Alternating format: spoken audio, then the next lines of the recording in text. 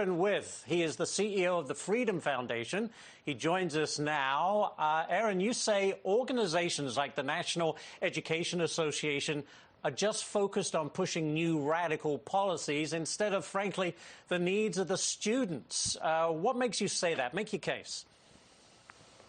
Well, the National Education Association, the American Federation of Teachers, the two largest teachers unions, they're just having their conferences, their annual conferences this week. And what are they discussing at the conferences?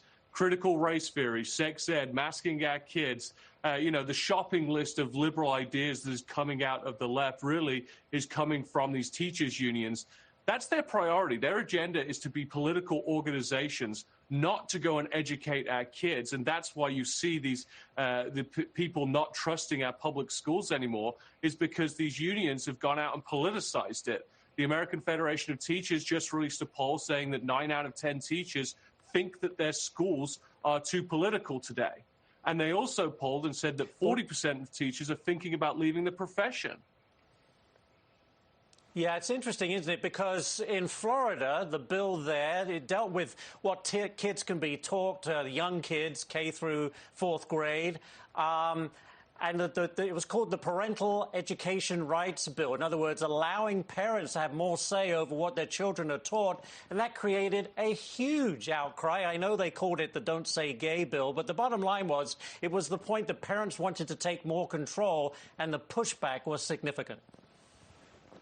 Yeah, it was significant. It was significant from the teachers' unions because ultimately they've had a monopoly on being able to, having control on our school system for decades. They're not used to not being in power. But what we're seeing today is parents and teachers alike waking up to the agenda of the teachers' unions. You see polling that suggests trust is significantly down on these teachers' unions. But also, so parents are going to the ballot box and they're voting. But teachers actually are opting out of their unions. We've seen net 2% declines amongst the top 2 teachers' unions in union membership last year. That's one of the largest declines that we've ever seen of teachers opting out of their unions, taking $1,100 a year back in their pockets, and rather than the union's campaign coffers and funding candidates like Joe Biden.